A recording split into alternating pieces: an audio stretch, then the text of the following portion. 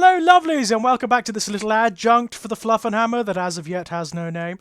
I'm here to have another chat about one of my favourite things in all of 40k. All of 40k. They're one of my favourite concepts in 40k. They're one of my favourite units in 40k. They are the Rubricae. They never used to be called that. They never used to be called the Rubricae. That's something that's come about in recent years. They started to be called the Rubricae about the same time that the John French's Ahriman novels came out, because that's what Ahriman calls them. It's how the sorcerers of the Thousand Sons think of them. They used to just be called Thousand Sons. That's what they used to be called. The Legion and the unit were the same thing once upon a time. And the reason for that is there was once upon a time when you only had Thousand Sons Rubricae.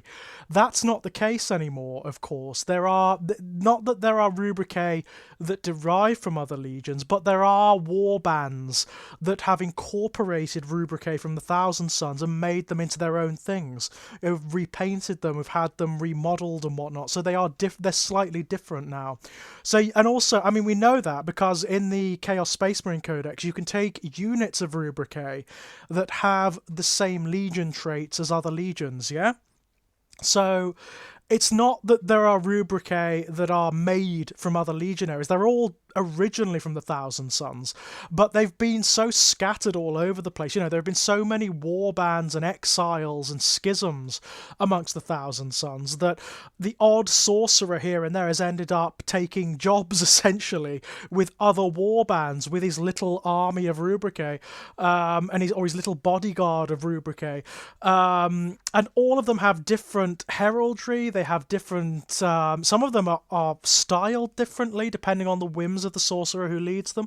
So they are all very different. You can actually do a lot more with Rubricae than you ever used to once upon a time.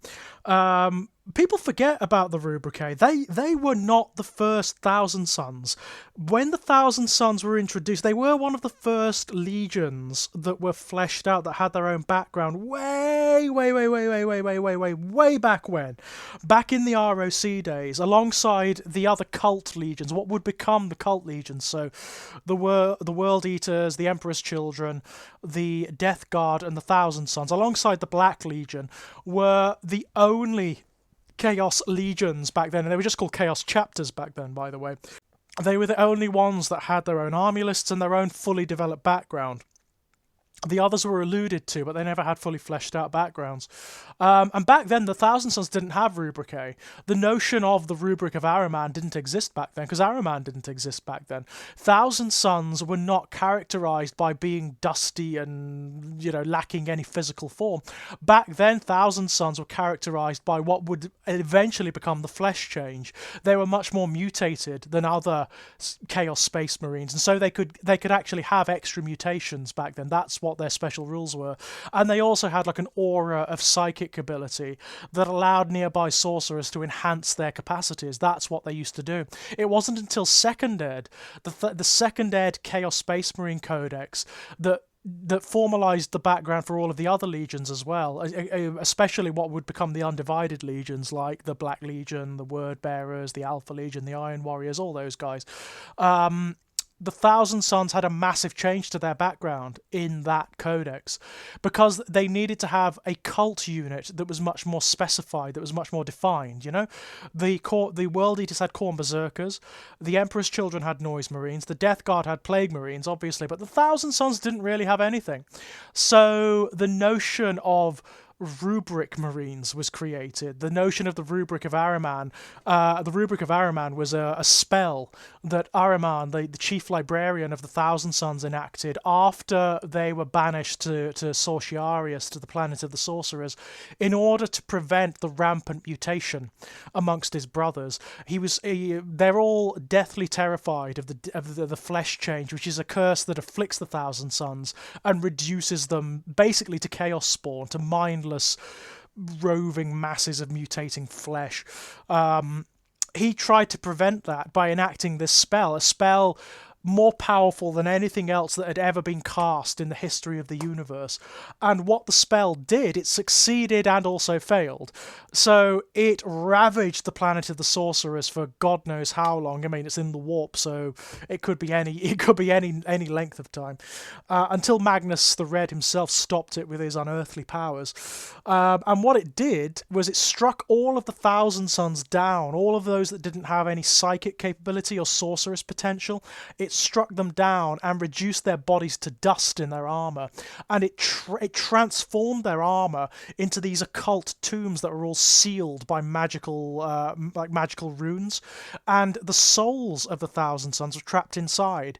So there's still this very vague spark of sentience in them within that armor. Their souls are bound to both the armor and the dust that pours through them endlessly, and there are flickers of thought and memory and intention, but they're very vague. They're like dreaming sentiences, and the only things that can harness them and control them are sorcerers of the Thousand Sons. They direct them using their wills, but Thousand Sons Marines themselves have only the vaguest flickers of individual identity. It's almost nothing.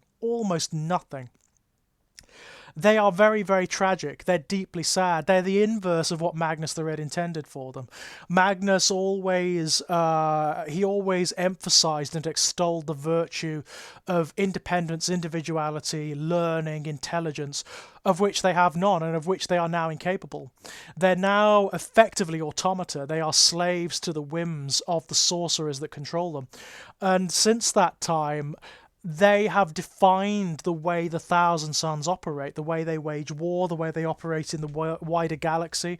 They have been used as pawns within schemes and plans that span across generations of time. Like, there are stories of the Rubricae being secreted or buried beneath deserts or ensconced as statues in particular worlds or civilizations, and not coming to life, not rising for millennia until the time is right, until some sorcerously seeded signal is activated in their minds or in their souls, or until the sorcerer that planted them there actually turns up. They're fascinating creatures. I love the element of tragedy in them. There is, if you read John French's Ahriman series, there are points whereby Ahriman is trying to reach the sentiences within the armored suits. He's trying to talk to them. He's trying to actually engage them mind to mind, so he can get advice from them, so he can ask them what to do. And there are these very vague flickers of intelligence left, but not much, not very much at all. And it's kind of the driving imperative for Ahriman himself. He was banished from the planet of the sorcerers as a result of that, alongside all of the other sorcerers, his cabal that had worked alongside him. And that was a significant portion of the Legion. It wasn't just a small cabal. A lot of the Legion was in on this with him, and they went and took their cohorts with them, not with Ahriman. They branched off. They actually scattered across the galaxy, across the universe. So now you'll find Thousand Sons in various different forms and livery, and in different warbands and covens all over the damn place. Up until very recently, that is. You'll still find that, but very recently, with the eruption of the Psychic Awakening, Magnus summoned them back to Sorciarius, and has included and incorporated many of those that were originally exiled. Many of the others have been killed.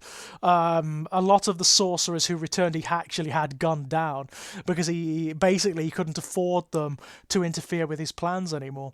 But yeah, the Rubricae are wonderful. They're a really interesting faction or factor within a Thousand Sons army, and within the wider Chaos Space Marines as well.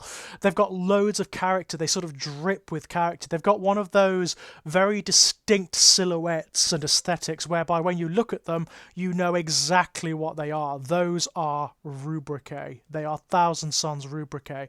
And that element of tragedy that surrounds them makes them even more interesting. I love them to bits. They are often, they're always directed in battle by an aspiring sorcerer who's kind of their equivalent of a unit champion, but he's a psyker, so he actually has psychic powers as well. You also have their bolt guns, because they're not intelligent enough to operate anything but a bolt gun. They have sorcerously infused bolt guns called Inferno Bolters, and their bolt shells explode with pink and blue fire, which eats through armor, so they're much more powerful than normal bolters. They effectively operate as stewards and seneschals and bodyguards for their Thousand Sons masters at this point. And they are a lot of fun. They're a lot of fun to model. You can do a lot with them. Loads of fun to model. They're also, I mean, if you take a Thousand Sons army, regardless of how it manifests, because of the way Thousand Sons fight, but with the way Rubricae work, they're just a very interesting army to play with because they require tactics to use. They are very long-range focused. Very long-range focused. You do not want to get them into close combat because they're not very good at it. They're not designed to be very good at it. They are a long-range army. They rely on psychic support and on fusillades from their Inferno bolters, their warp flamers, and from their I think they're called soul harvesters, these heavy cannons that they fire. That's what they rely on. If they get into close combat, they're going to get hacked to bits, which is kind of fun. You know, I like that. I think it's they are a great, fun, interesting unit to play with. You've got to be really aware of their faults and their limitations as well as their strengths. But if you know their strengths, they'll do the business every time. I play Thousand Sons, and they are a lot of fun. They are a lot of fun to play with. But also lots of fun to model and paint because they're often very bright. They're often very vivid Zechian colours. You know, blues, azures, purples. Sometimes they're brass or golds. And you can also paint them up in the livery of other Chaos Space Marine Legions as well. You know, Chaos Space Marine Legions who have hired them or have incorporated them into their warbands. So the Black Legion has a lot of Thousand Sons who are all painted black and they look great. Absolutely wonderful. There's no reason why you can't do that in other legions as well, which is kind of fun. Kind of fun, my loves. I'd love to see some word bearers ones or something like that. Rubricae that have become incorporated into one of the hosts of the word bearers or whatever. That'd be great fun. But yeah, Thousand Sons are one of my absolute favourite, the Rubricae rather, one of my absolute favourite units in 40k, and one of my favourite elements of the background. Love them to bits. So when we come back, my loves, there'll be another weird beastie or creature to discuss. Until then, my loves, bye-bye!